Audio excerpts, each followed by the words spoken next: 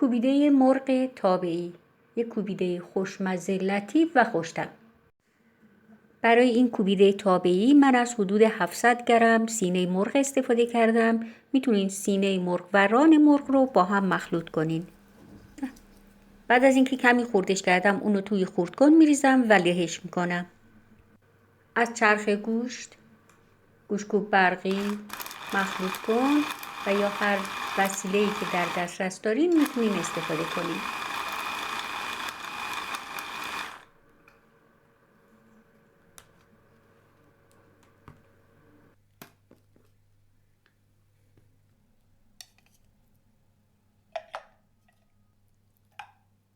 تمام سینه مرغ رو به همین شکل خرد میکنم.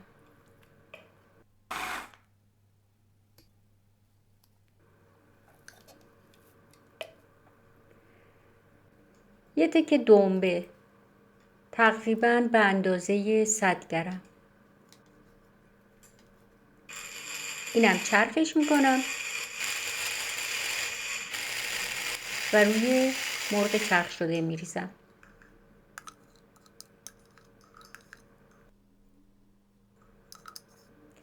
یه دونه فلفل دلمه‌ای قرمز، از هر رنگ فلفل دلمه‌ای میتونین استفاده کنین.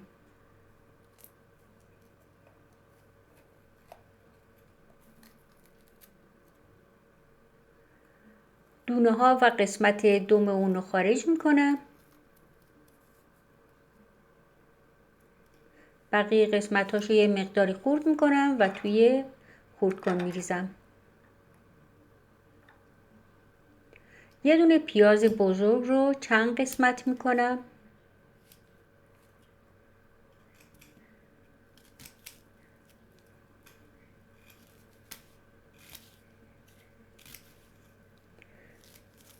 اینم تو خردکن میریزم. 4 عدد پیازچه رو خرد میکنم و توی خردکن میریزم و همه رو با هم میکسشون میکنم به این شکل و اونو روی مرغ میریزم. ببینین یه مقداری همه چیز توش مشخصه، پیاز و فلفل و پیازچه.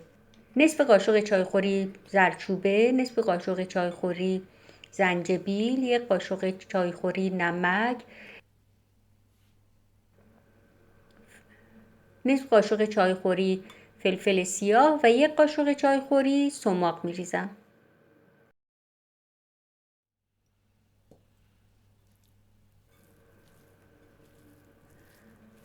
حالا همه رو با هم خوب مخلوط میکنم با دست. توی تابه رو یه مقدار با کره یا روغن حیوانی چرب کنین. از هر نوع روغنی میتونین استفاده کنین و از هر نوع تابه‌ای. بعد گوشت مرغمون رو توی اون خالی میکنم، صافش میکنم و به اندازه دلخواه برش میزنم.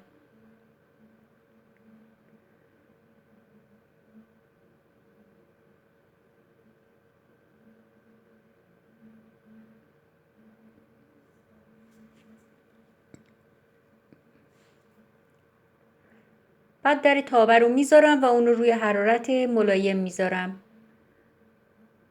کم کم آب میندازه و آب اون خشک میشه، به روغن میفته، یه طرف سرخ شده.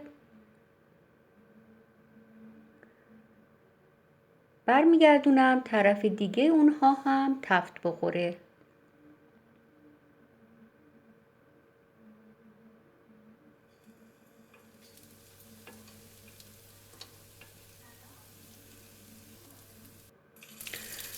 چند تا گوجه فرنگی رو از وسط نصف میکنم و توی یه تابه دیگه با مقدار کمی کره تفتشون میدم. این کوبیده تابه‌ای بسیار خوشمزه، خوش‌طعم و خوش عطره و میتونین از اون برای مهمونیاتون استفاده کنین. خدا نگهدارتون.